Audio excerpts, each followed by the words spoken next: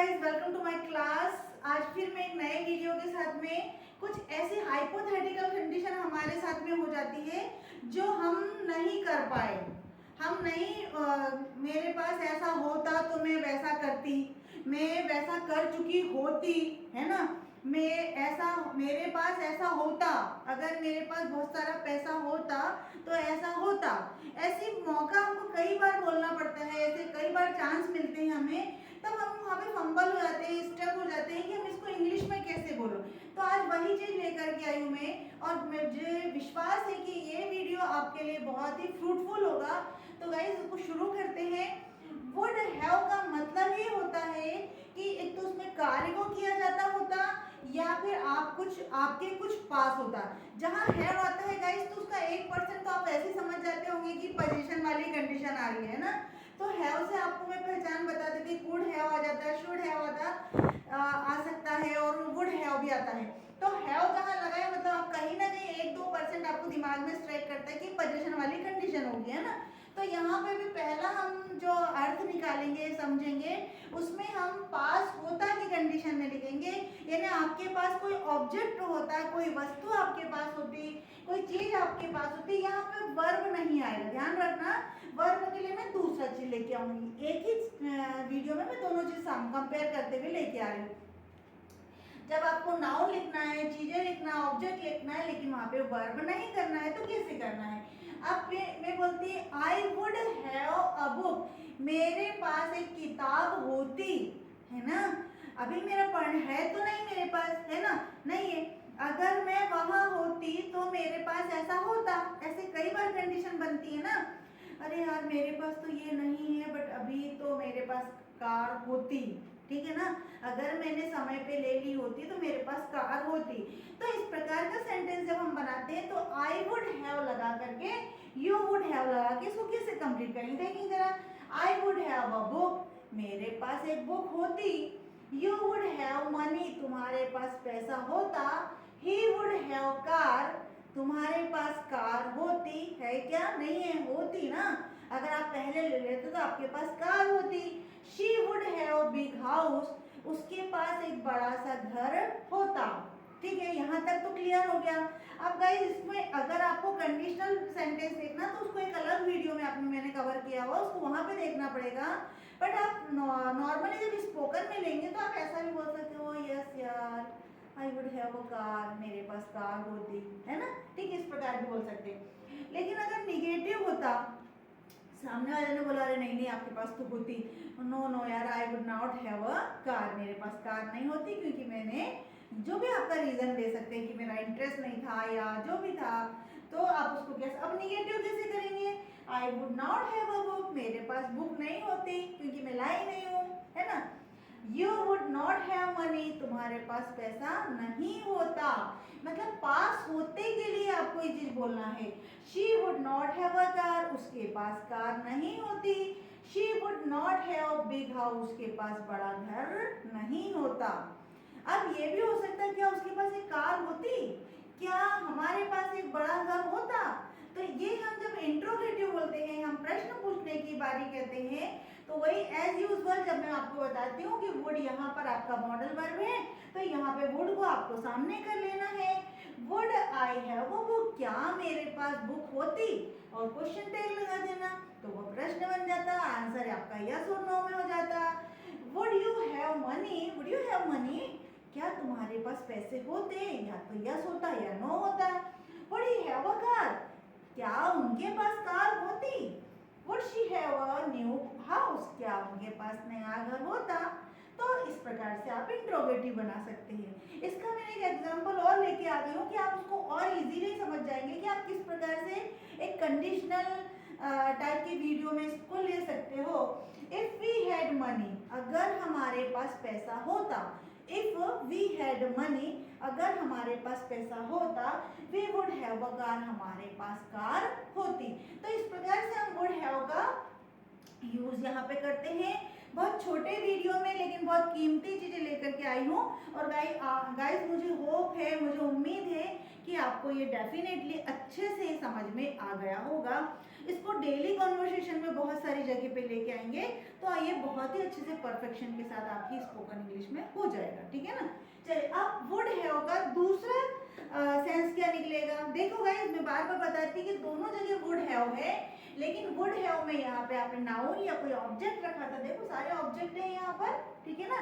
लेकिन यहाँ पे गाइस आपको ऑब्जेक्ट नहीं होगा, यहाँ पे आपको क्या होगा, वर्ब की थर्ड फॉर्म होगी। हाँ बिल्कुल, आपको मैंने पहले भी बहुत बार बता चुकी हूँ कि जहाँ पे हैव नजर आता है आपको, तो ज्यादातर अगर आप परफेक्ट टेंस को देखते हैं, एक ट्रिक बता रही हूँ मैं ऐसे समझने के लिए, तो वहाँ पे हैव आता है तो हैव के साथ हमेशा क्या करते हैं अपन, वर्ब की थर्ड फॉर्म होते हैं। और मैंने इतनी जगह अब आपको बता दिया है कि आपको पता होगा कि हैव आया या तो कोई ऑब्जेक्ट लग रहा होगा यहाँ पे या वर्ब की थर्ड फॉर्म आ रही होगी, ठीक है ना। चलो तो वुड हैव के लिए यहाँ पे तो ये भी कंडीशनल टाइप में होता है। और जैसे हमने कोई काम किया नहीं, कर चुका होता, किया तो नहीं है ना, मैंने वीडियो बनाया तो नहीं है ना, अभी बना लिया होता, थोड़ी देर पहले बना लिया होता मैंने, but I would not have done this work, मैंने ये काम नहीं कर पाया, बना चुकी अभी तक, क्यों नहीं बना पाई, कुछ और काम आ गया होगा, सर्कमस्टेंसेस से बन गए होंगे। तो इस प्रकार से I would have made this video, मैं ये बना लेती, ये मैं बना लेती, बट अभी नहीं बनाया, अब बना रही हूँ ना। तो अब उसको इस प्रकार से मतलब कार्य कर चुका होता लेकिन किया नहीं है अभी तक, ठीक है, उसके लिए हम कंडीशनल टाइप के सेंटेंस बनाते हैं, वहां इसका यूज करते हैं, वर्ब की थर्ड फॉर्म का यूज करते हैं। I would have come home, मैं घर आ चुका होता, ऐसा बोलते हैं ना, अगर मुझे समय पे बस मिल जाती तो मैं घर आ चुका होता, है ना। या फिर ऐसे नॉर्मली बोलते हैं, यार मैं अभी तक तो घर आ चुका होता, है ना, ऐसा भी बोलते हैं।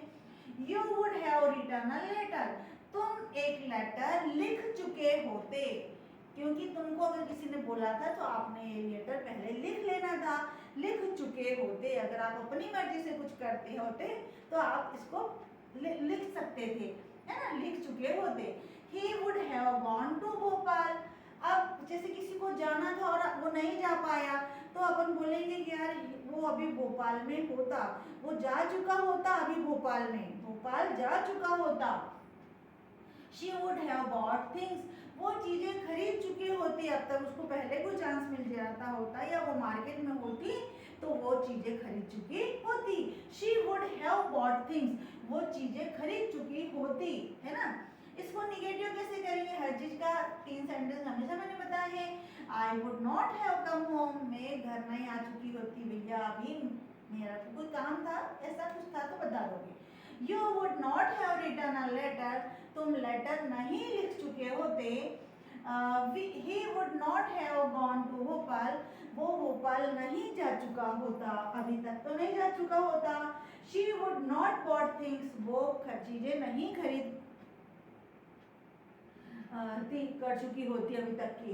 अब इंट्रोगेटिव में वही प्रश्न पूछना, तो इंट्रोगेटिव में प्रश्न कैसे पूछना, would I have come home, क्या मैं घर आ चुकी होती अभी तक, क्या मैं घर आ चुकी होती अभी तक, या तब तक, टिल देन, तब तक मैं घर आ चुकी होती क्या, ठीक है ना।